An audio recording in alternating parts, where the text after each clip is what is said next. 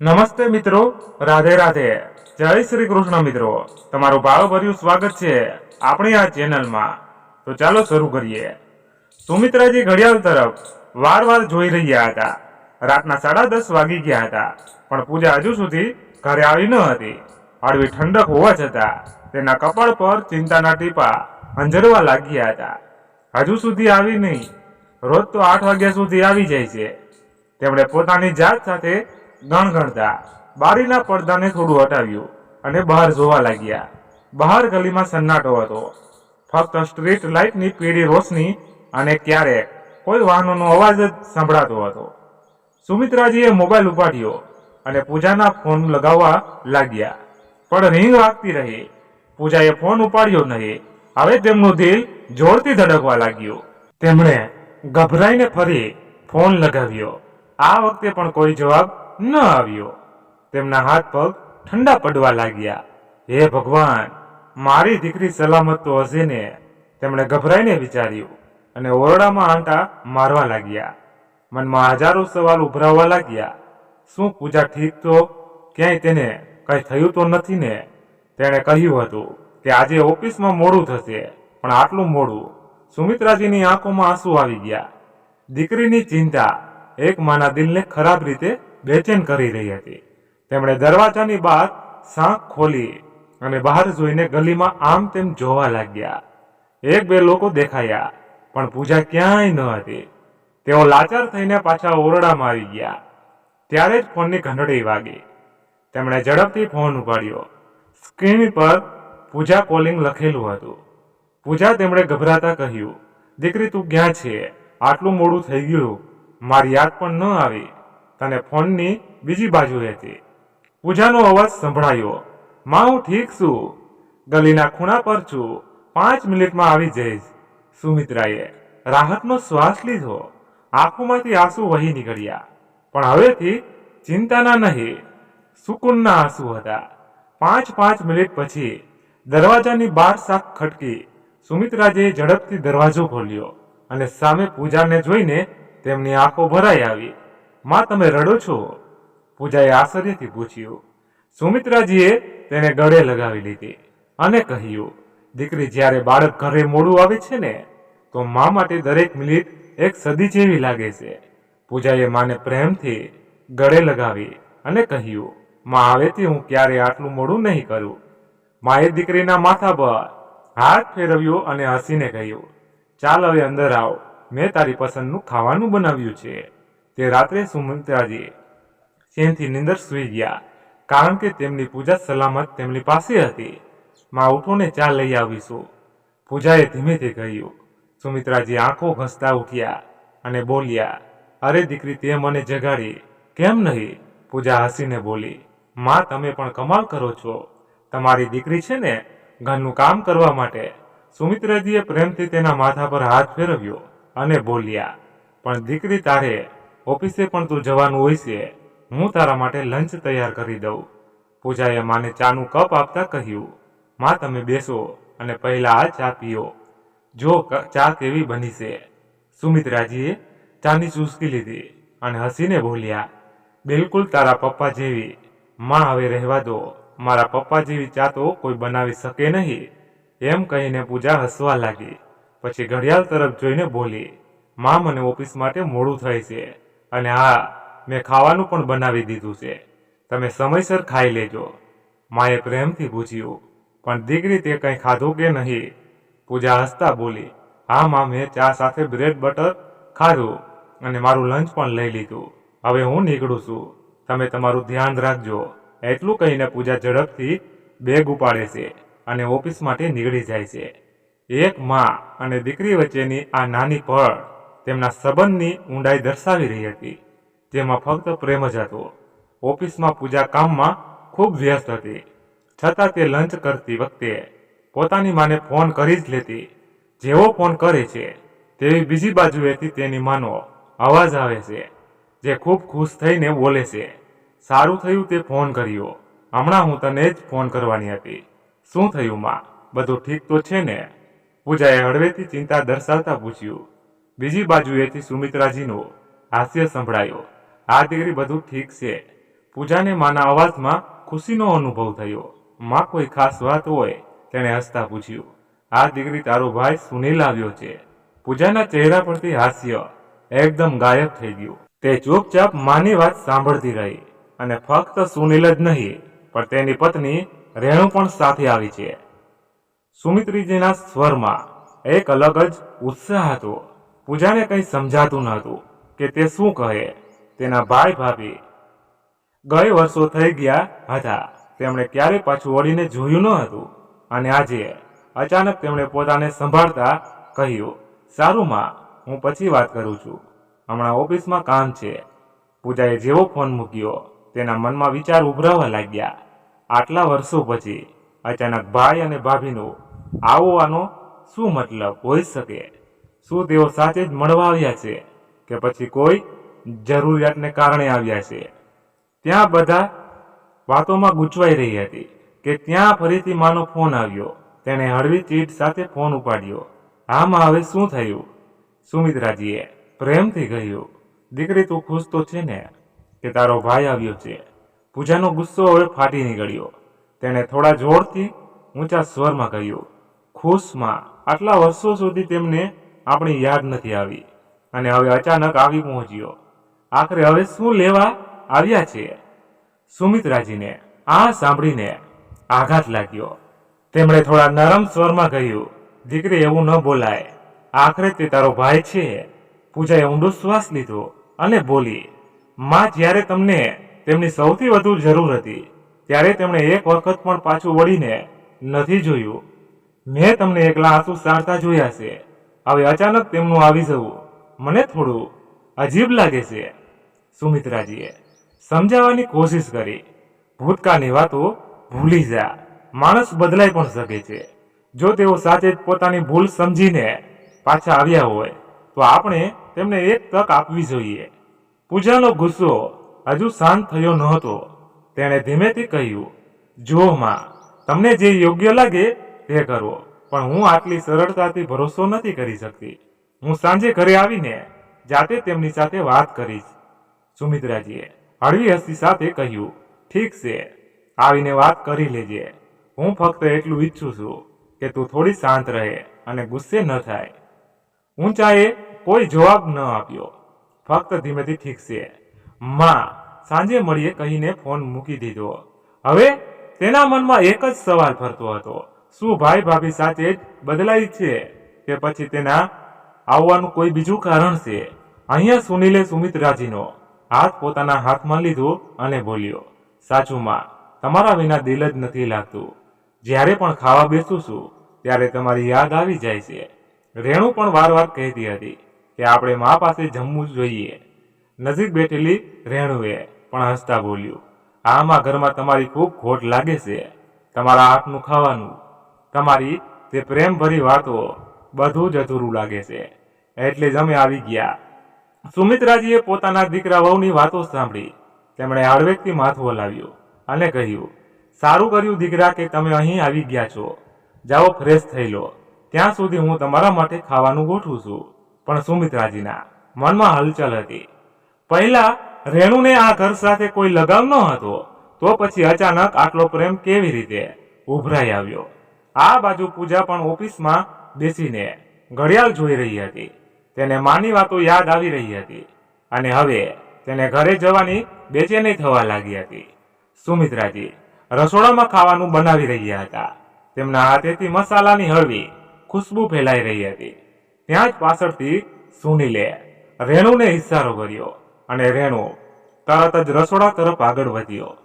માજી, તમે બેસો, રેણુ મીઠી અવાજે બોલી. હું ખાવાનું બનાવી દઉં, તમે થાકી જશો.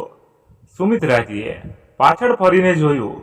રેણુનું આ વર્તન તેમને થોડું અજીબ લાગ્યું, કારણ કે આ પહેલા રેણુએ ક્યારેય રસોડામાં ફૂગ મૂક્યો ન હતો. સુમિત્રાજી હળવેથી હસ્યા અને બોલ્યા, કઈ વાંધો નહીં દીકરી, હું કરી લઈશ. રેણુ જા, જબરજસ્તી ઘસતા બોલી. અરે માજી, તમે પણ ના, જ્યારે તમે વહુ વહી છે તો તમે કામ કેવી રીતે કરી શકો? જાઓ, તમે આરામથી તમારા દીકરા સાથે વાત કરો. હું ખાવાનું બનાવી લાવું છું. સુમિત્રાજીએ ઊંડી નજરે રેણુને જોઈ પણ કાંઈ કહ્યા વિના ધીમે પગે રસોડામાંથી બહાર આવી ગયા. અંદરથી તેમને કંઈક ઠીક લાગતું ન હતું. તેમણે વિચાર્યું, શું સાચે આ લોકો મારી સંભાળ રાખવા આવ્યા છે કે પછી કોઈ બીજું કારણ? આ બાજુ સુનિલે પણ માને બહાર આવતા જોઈને સ્માઇલ આપી અને તેમની નજીક જઈને બેસી ગયો. માં, કહો ને, તમે કેમ છો? ખુશ તો છો ને? સુમિત્રાજીએ હળવું હાસ્ય આપ્યું અને ધીમેથી કહ્યું, ખુશ છો દીકરા, પણ તમે અચાનક આટલા બદલાઈ કેવી રીતે ગયા? સુનિલે થોડો અસહજ થયો પણ ખુદને ઝડપથી સંભાળતા બોલ્યો, માં, જ્યારે માણસ દૂર હોય છે ત્યારે પોતાના આવતી કિંમતી સમજાઈ જાય છે. બસ હવે હું તમારી પાસે જ રહીશ. સુમિત્રાજી સાંભળી રહ્યા હતા પણ તેમના મનમાં શંકા હજુ પણ બની રહી હતી. કંઈક તો છે જે આ મારાથી છુપાવી રહ્યા છે, તેમણે વિચાર્યું. રાતના 7 વાગી ગયા હતા. રેણુ રસોડામાં ખાવાનું બનાવી રહી હતી. ત્યાં જ પૂજા ઓફિસેથી ઘરે આવી ગઈ. સોફા પર પોતાના ભાઈને બેઠેલો જોઈને તેને ખૂબ ગુસ્સો આવી રહ્યો હતો, પણ તે કંઈ બોલ્યા વિના સીધી પોતાના ઓરડામાં ચાલી ગઈ. સુનિલ કંઈક કહે તે પહેલા સુમિત્રાજી બોલી પડ્યા. તે કામના કારણે થાકી ગઈ હશે એટલે સીધી ઓરડામાં ચાલી ગઈ. સુનિલે ઊંડો શ્વાસ લીધો અને ધીમેથી કહ્યું, માં, હું જાણું છું કે મેં ખૂબ ખોટું કર્યું છે. મેં તમને અને પૂજાને વર્ષો સુધી એકલા છોડી દીધા, પણ હવે હું સાચે જ બધું સુધારવા માંગુ છું. માં, હવે તમારો આ સુનિલ બદલાઈ ગયો છે. શું પૂજા ક્યારેય મને માફ કરી શકશે? સુમિત્રાજીએ પ્રેમથી કહ્યું, દીકરા, કેટલીક ભૂલો એટલી મોટી હોય છે કે તેને માફ કરવામાં સમય લાગે છે. પૂજાને સમય આપ, કદાચ એક દિવસ તે તને માફ કરી દે. એટલામાં રેણુ ખાવાનું થાળી ગોઠવીને બહાર આવી અને બોલી, માજી, ખાવાનું ગોઠવાઈ ગયું છે, પૂજાને પણ બોલાવો. સુમિત્રાજીએ હળવું હાસ્ય આપ્યું અને બોલ્યા, ના દીકરી, તેને હજુ એકલી રહેવા દે. જ્યારે તેનું મન થશે ત્યારે તે જાતે આવી જશે. સુનિલ ચૂપચાપ બેઠો રહ્યો. પણ શું તે સાચે બદલાયો હતો? પૂજા પોતાના ઓરડામાં બેસીને ભૂતકાળની લહેરોમાં ખોવાઈ ગઈ. તેને 5 વર્ષ પહેલાની વાતો યાદ આવવા લાગી. કેવી રીતે સુનિલ અને રેણુએ ઘરમાં હોબાળો મચાવ્યો હતો. તે દિવસ તેની આંખો સામે ફરવા લાગ્યો જ્યારે રેણુ પોતાના ઓરડામાંથી બહાર પણ નહોતી નીકળતી અને આખો દિવસ ફોનમાં જ લાગી રહેતી હતી. તેને માએ બધું કામ કર્યું હતું. એક દિવસ જ્યારે સુમિત્રાની તબિયત ખરાબ હતી અને પૂજા ઘરે ન હતી ત્યારે રેણુ બૂમો પાડતી ઓરડામાંથી બહાર નીકળી અને ગુસ્સામાં બોલી, શું થયું માજી, આજે ખાવાનું નથી બનાવ્યું? શું? સુમિત્રાજીને તાવથી ધ્રુજારી ચડી હતી. તેમણે ધીમેથી કહ્યું, દીકરી, આજે મારી તબિયત ઠીક નથી, મારાથી કોઈ કામ નહીં થાય. રેણુએ ગુસ્સા ભરેલા અવાજમાં કહ્યું, જો આનું નાટક દીકરીને કંઈ પણ કરવા નથી દેતા. તેને તો ઇન્ટરવ્યુમાં ભણવામાં મોકલી દે છે અને પોતે તાવનું બહાનું કાઢી સૂતા રહે છે. સારી રીતભાત શોધી છે. મા દીકરીએ કામ ન કરવાની. આટલું કહીને રેણુ હજુ કંઈ બોલવાની હતી કે ત્યાં જ પૂજા ઘરે આવી ગઈ. તેણે રેણુની વાતો સાંભળી લીધી અને ગુસ્સામાં બોલી, ભાભી, થોડી તો શરમ રાખો. તમારી સાસુ બીમાર છે, તેમની સેવા તો દૂર. તમે તેમને ખાવાનું બનાવવા માટે કહી રહ્યા છો. રોજ તો માં જ ખાવાનું બનાવે છે. એક દિવસ જો તમે બનાવી લો તો કોઈ આફત નહીં આવે. પૂજાની વાત સાંભળતા રેણુ આંખ બબૂલા થઈ ગઈ અને ગુસ્સામાં આવીને તેણે પૂજાના ગાલ પર એક જોરદાર તમાચો મારી દીધો. પૂજા હકી બકી રહી ગઈ. માં પણ આ જોઈને હેરાન થઈ ગયા અને ધ્રુસકે અવાજમાં બોલ્યા, વહુ, તે પૂજા પર હાથ ઉપાડ્યો જેના પર આજ સુધી મેં ક્યારેય. સુમિત્રાજીએ હજુ કંઈક બોલે તે પહેલા સુનિલ પણ આવી ગયો. તેણે મા તરફ જોઈને ગુસ્સા ભર્યા લહેજામાં કહ્યું, સારું કર્યું રેણુ, જે પૂજાને મારે તમને આની બહુ લાડ પ્યારમાં રાખી છે ને, એટલે જ આ આટલી જીભ ચલાવે છે. પૂજા જે પહેલેથી જ ગુસ્સામાં હતી, ગુસ્સાથી તમતમમાંથી બોલી, ભાઈ, તમને તો શરમ આવી જોઈએ. પોતાની પત્નીને કંઈ કહેવું તો દૂરની વાત છે, ઉલટું તમે અમને જ સંભળાવી રહ્યા છો. ભાભી કોઈ કામ નથી કરતા, આખો દિવસ મા રસોડામાં લાગી રહ્યા છે.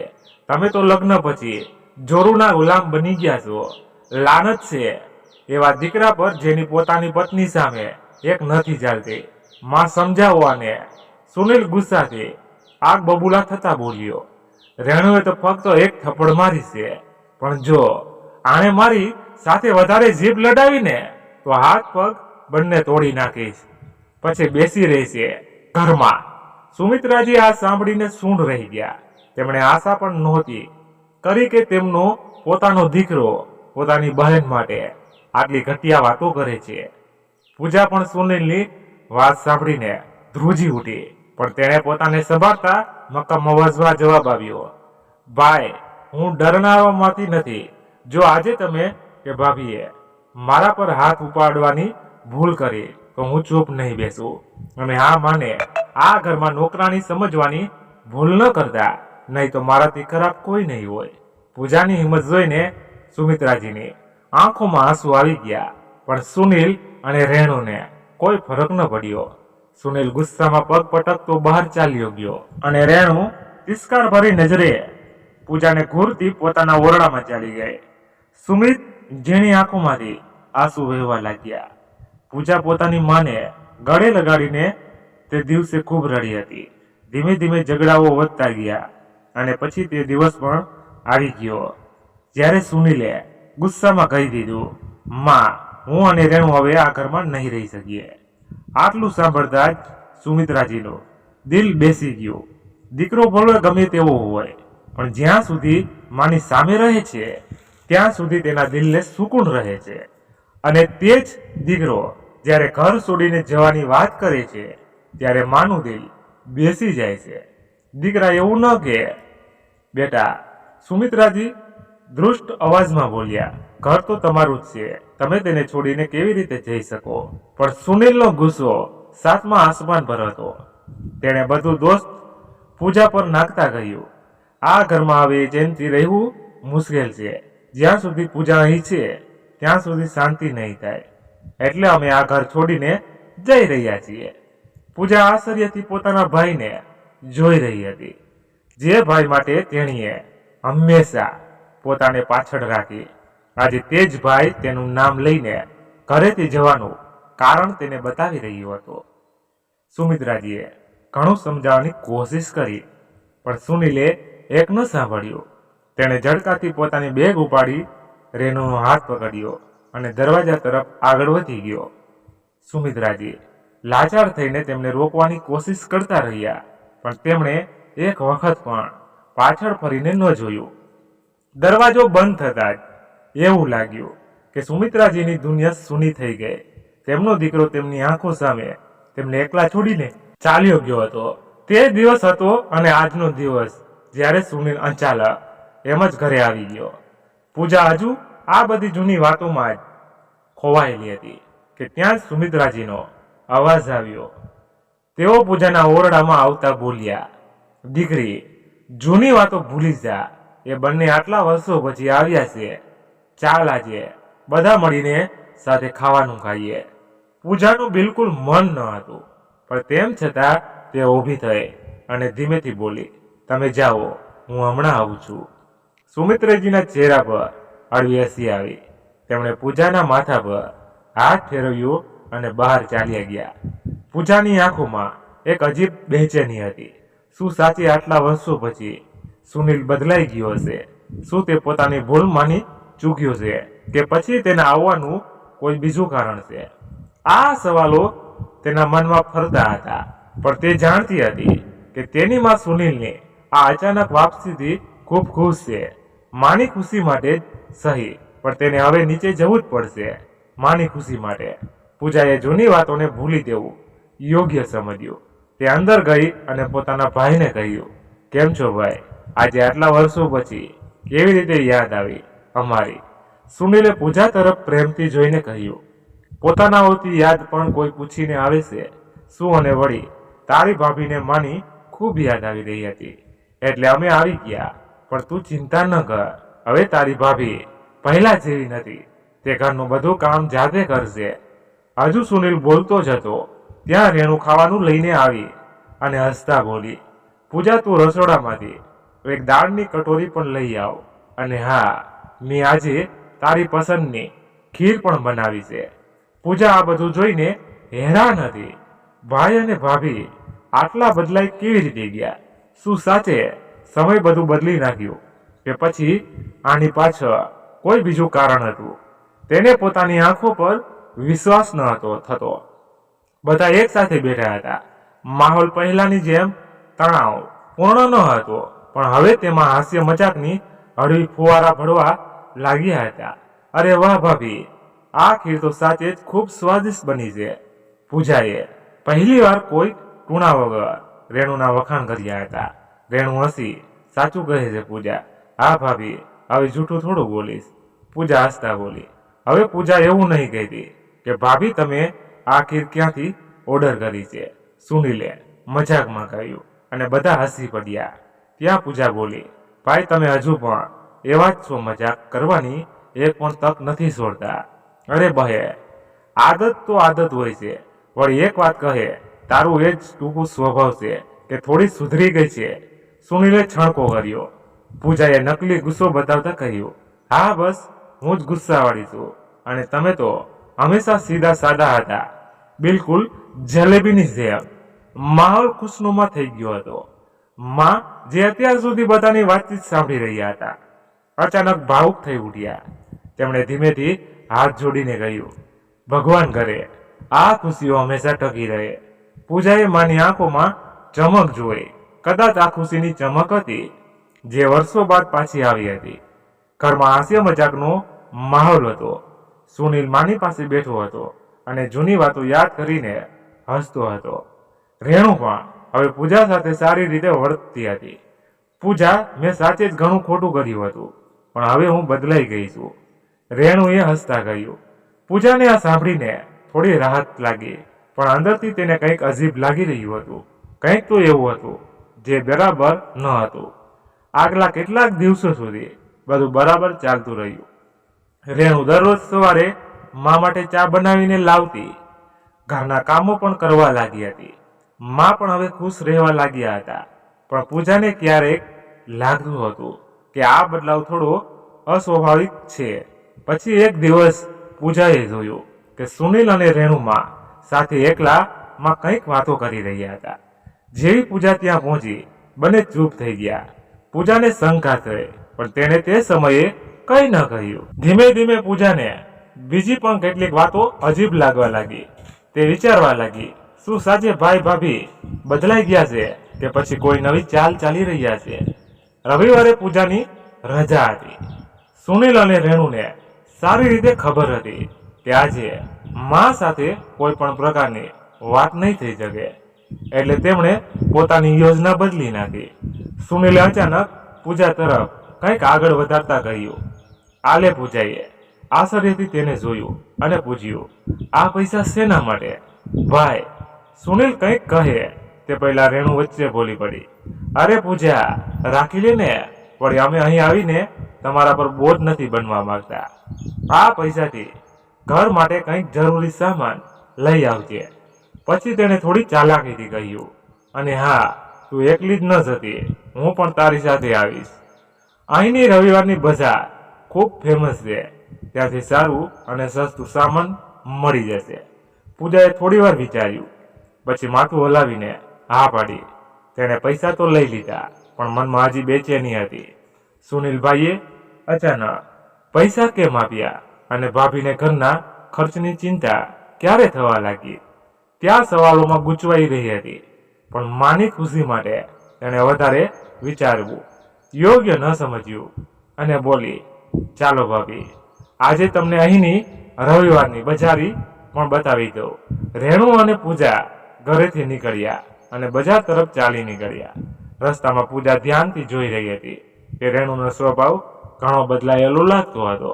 ન તો પહેલા જેવી અકળ હતી, ન તો ચીડિયાપણું, બલકે તે ખૂબ પ્રેમથી વાતો કરી રહી હતી.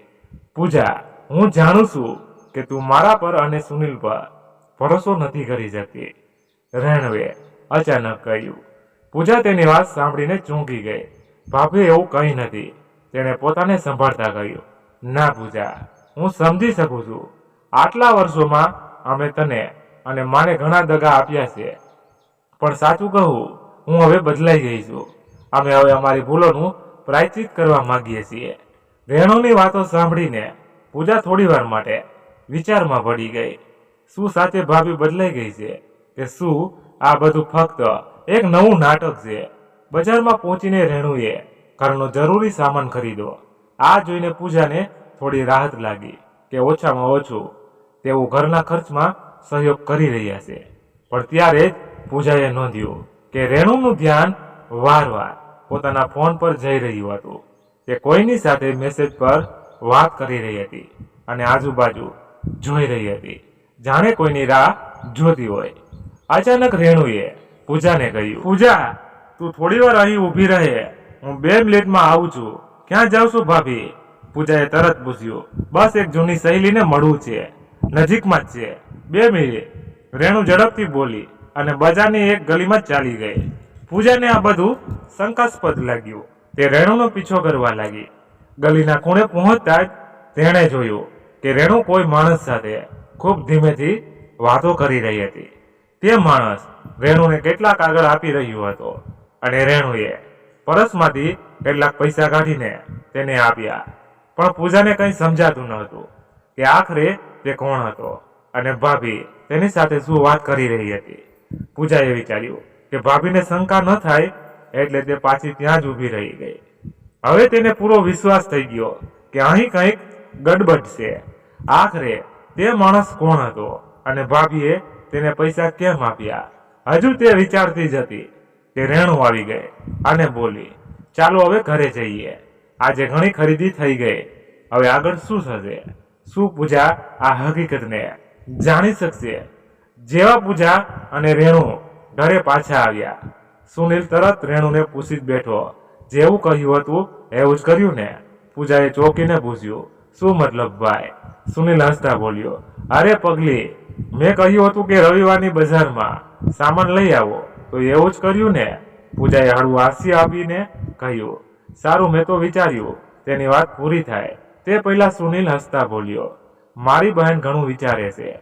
રાતનું ખાવાનું ખાઈને બધા પોતપોતાના ઓરડામાં ચાલ્યા ગયા. પણ પૂજાની આંખોમાંથી નીંદર કોસો દૂર હતી. તેનું મન એ જ વાત પર અટકી રહ્યું હતું. ભાઈ અને ભાભી આખરે અચાનક કેવી રીતે આવી ગયા અને ભાભીએ તે માણસને આટલા પૈસા કેમ આપ્યા? પૂજાએ વિચાર્યું કે માને કંઈક પણ કહેવાથી પહેલા તેણે પૂરું સત્ય જાણવું પડશે. તે ધીમેથી દરવાજો ખોલીને બહાર નીકળી. માના ઓરડાની લાઈટ બંધ હતી, પણ સુનિલ અને રેણુના ઓરડામાંથી ધીમો અવાજ આવી રહ્યો હતો. પૂજા દરવાજા પાસે ગઈ અને ધ્યાનથી સાંભળવા લાગી. સુનિલ બોલ્યો, જો કામ જલ્દી કરવું પડશે. જો પૂજાને શંકા થઈ ગઈ તો ત્યારે સુનિલે કહ્યું, એવું કંઈ નહીં થાય. મેં માને એ જ કહ્યું છે કે હું લોન લઈને કામ શરૂ કરવા માંગુ છું અને તેમની સાક્ષી ખૂબ જરૂરી છે. સુનિલે આગળ કહ્યું, જો માએ વધારે વિચાર વિમર્શ કર્યું તો મુશ્કેલી થઈ શકે છે. સુનિલ ગુસ્સામાં બોલ્યો, તો કોઈ બીજો રસ્તો કાઢવો પડશે. મને આ ઘર કોઈ પણ હાલતમાં જોઈએ. પૂજાનું દિલ જોરથી ધડકવા લાગ્યું. તો આ લોકો મા પાસેથી ઘરના કાગળો પર સહી કરાવવાનું ષડયંત્ર રચી રહ્યા છે. હવે તેને સમજાતું ન હતું કે તે શું કરે. જો તે હમણાં માને કહેતી તો સુનિલ કોઈ બીજું બહાનું બનાવીને માને મનાવી લેતો. પણ જો તેને ચૂપ રહીને રાહ જોએ તો કદાચ માના હાથમાંથી ઘર નીકળી જશે. તેણે પોતાને શાંત કરી અને મનમાં વિચાર્યું, હવે આની સચ્ચાઈ મા સામે લાવીને જ રહીશ. પણ કેવી રીતે? જેવી પૂજા ઓફિસે પહોંચી તેના મનમાં એક સવાલ ઉભરાવા લાગ્યો. સુનિલભાઈએ કહ્યું હતું કે તેમની કંપની ખૂબ સારી ચાલે છે, પણ જો બધું ઠીક હોય તો તેઓ અચાનક આટલા વર્ષો પછી મા પાસે કેમ આવે? લંચ બ્રેકમાં તે પોતાને રોકી ન શકી. તેણે ઝડપથી પોતાના કમ્પ્યુટર પર સુનિલને કંપનીનું નામ નાખીને સર્ચ કર્યું. થોડી સેકન્ડમાં કંપનીની સંપૂર્ણ વિગતો સ્ક્રીન પર આવી ગઈ. ચાલો એકવાર કંપની પાસેથી જ ખાતરી કરી લો, તેણે મનમાં વિચાર્યું અને ત્યાં આપેલા હેન્ડલાઇન નંબર પર ફોન લગાવી દીધો. ફોનની બીજી બાજુએથી એક ભારે અવાજ આવ્યો, હેલો, એબીસી કંપની, અમે કેવી રીતે મદદ કરી શકીએ? પૂજાએ થોડું હચમચાવતા કહ્યું, હું સુનિલ વર્માને વિશે જાણકારી લેવા માંગુ છું. શું તેઓ હજુ પણ તમારી કંપનીમાં કામ કરે છે? જેવું ત્યાંથી જવાબ આવ્યો તો પૂજાના પગ નીચેથી જમીન સરકી ગઈ. સુનિલ વર્મા, તે તો 2 લાખ રૂપિયાની ચોરી કરીને ફરાર થઈ ગયો છે. જો તમને તેના વિશે કોઈ જાણકારી મળે તો અમને જરૂર જણાવજો. પોલીસ પણ તેને શોધી રહી છે. વળી તમે કોણ છો? શું તમારા પૈસા પણ ડૂબી ગયા? પૂજાનું મગજ શૂન્ય પડી ગયું. હાથમાંથી ફોન લગભગ પડતો બચ્યો. કોઈક રીતે તેણે પોતાને સંભાળી અને ઝડપથી થેન્ક યુ કહીને ફોન કાપી દીધો. તેનું દિલ જોરથી ધડકવા લાગ્યું. ના, સાચું ન હોઈ શકે. ભાઈ આવું કેવી રીતે કરી શકે? તેની આંખો સામે માનો માસૂમ ચહેરો ફરવા લાગ્યો. તે તરત જ પોતાની ખુરશીમાંથી ઊભી થઈ, કોમ્પ્યુટર બંધ કર્યું અને બેગ ઉપાડીને ઓફિસ સ્ટાફને બોલી, મારે ઘરે જવું પડશે, અર્જન્ટ કામ છે. પૂજા ઝડપથી ઓફિસમાંથી બહાર નીકળી. તેનું મન આશંકાઓથી ઘેરાઈ ગયું હતું. ક્યાંક માએ મકાનના કાગળો પર સહી તો નથી કરી દીધી ને? ના, મારે જલ્દી ઘરે પહોંચવું પડશે. તેના પગ આપોઆપ ઝડપી થઈ ગયા. ઘરે પહોંચી ઘરમાં એક અજીબ શાંતિ હતી. દરેક બાજુ સન્નાટો ફેલાયેલો હતો. તેણે ધીમેથી માના ઓરડામાં ડોગિયું કર્યું. મા ગાઢ નીંદમાં હતા. પૂજાએ હળવા હાથે માને ઝઘડ્યા અને ચિંતિત સ્વરમાં બોલી, મા, ભાઈ અને ભાભી ક્યાં છે? સુમિત્રાજીએ ઉઘડતી આંખોથી જોયું અને જવાબ આપ્યો, દીકરી, તેઓ તો પોતાના ઓરડામાં હશે. શું થયું અને શું ઓફિસમાંથી આટલી જલ્દી કેવી રીતે આવી? સુમિત્રાજીના અવાજમાં હળવી ગભરાટ હતી. પૂજાના ચહેરાની બેચેની જોઈને તેમનું દિલ જોરથી ધડકવા લાગ્યું. પૂજાએ માનો હાથ પકડતા કહ્યું, માં, હું તમને બધું જ કહીશ. બસ હમણાં તમે કંઈ ન પૂછો. પણ ત્યારે જ પૂજાની નજર માના હાથ પર પડી. માની આંગળી ઉપર શાહી લગાવેલી હતી. પૂજાના મગજમાં એક ઝટકો લાગ્યો. મા, ભાઈએ તમારી પાસે ક્યાંય કોઈ કાગળ પર અંગૂઠો તો નથી લગાવડાવ્યો ને? સુમિત્રાજી ઊંડો શ્વાસ લીધો અને દુઃખી સ્વરમાં બોલ્યા, દીકરી, તે મારી પાસે કેટલાક કાગળો પર સહી કરવા માંગતો હતો, પણ મેં ના પાડી. કારણ કે હવે હું જાણી ગઈ છું કે તેના અને રેણુના ઈરાદા ઠીક નથી. આ સાંભળતા પૂજાની અંદર ગુસ્સાની લહેર દોડી ગઈ. તો સુમિત્રાજીને પણ સમજાઈ ગયો છે કે આ બંને અહીં પ્રેમ બતાવતા નહીં, પણ મકાન અડકવા આવ્યા છે. હજુ મા દીકરી આ વાત કરી જ રહ્યા હતા કે અચાનક પૂજાના ઓરડામાંથી કંઈક પડવાનો જોરદાર અવાજ આવ્યો. બંને ચૂંકી ગયા અને ગભરાતા ઓરડા તરફ દોડ્યા. પૂજાએ ઓરડાનો દરવાજો ધક્કો મારીને ખોલ્યો, પણ ત્યાંનું દ્રશ્ય જોઈને તેના પગ નીચેથી જમીન સરકી ગઈ. તેમણે જોયું કે અલમારી ખુલ્લી હતી. સુનિલ અને રેણુના હાથમાં એ જ ઘરેણાનો ડબ્બો હતો જે સુમિત્રાજીએ પૂજાના લગ્ન માટે સાચવીને રાખ્યો હતો. આ જોઈને સુમિત્રાનું લોહી ઉકળી ઉઠ્યું. તેમનો દીકરો, જેને તેમણે હંમેશા પોતાના કાળજે લગાવીને રાખ્યો, તે જ તેમના વિશ્વાસને આ રીતે તોડી રહ્યો હતો. સુમિત્રાજીએ એક પણ ગુમાવ્યા વિના સુનિલનો હાથ ઝટકાથી પકડી લીધો અને તેના ગાલ પર એક જોરદાર તમાચો મારી દીધો. ધિક્કાર છે તારા પર. સુનિલ સુમિત્રાની આંખોમાં આંસુ અને ગુસ્સો બંને હતા. શું આ જ દિવસ માટે તને ઉછેર્યો હતો? પોતાની બહેનના ઘરેણા ચોરવા માટે સુનિલ હક્કાબક્કા રહી ગયો. તેણે પોતાની માને કદાચ પહેલી વાર આવી ગુસ્સામાં જોઈ હતી.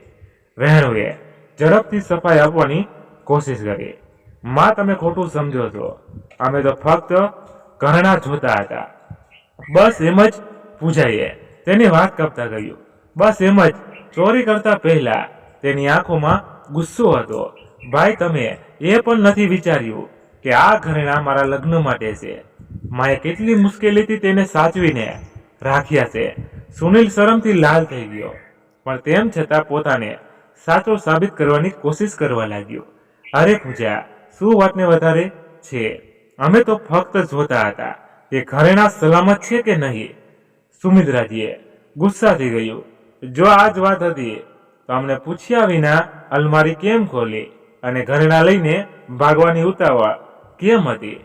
રેણુ હજુ પણ વાત સંભળાવવાની કોશિશ કરી રહી હતી. અરે માં, અમે તો બસ. સુમિત્રાએ તેની તરફ ગુસ્સાથી જોતા કહ્યું, બસ કરો હવે, એક શબ્દ પણ ન બોલતા. હવે મને બધું સમજાઈ ગયું છે. તમે બંને અહીં અમારા માટે નહીં, અમારા ઘર અને ઘરડા માટે આવ્યા હતા. પૂજાએ ઠંડા અવાજમાં કહ્યું. હવે તો બધું સ્પષ્ટ થઈ ગયું ભાઈ. અસલી કારણ તો આ જ હતું કે તમે આટલા વર્ષો પછી પાછા કેમ આવ્યા હતા.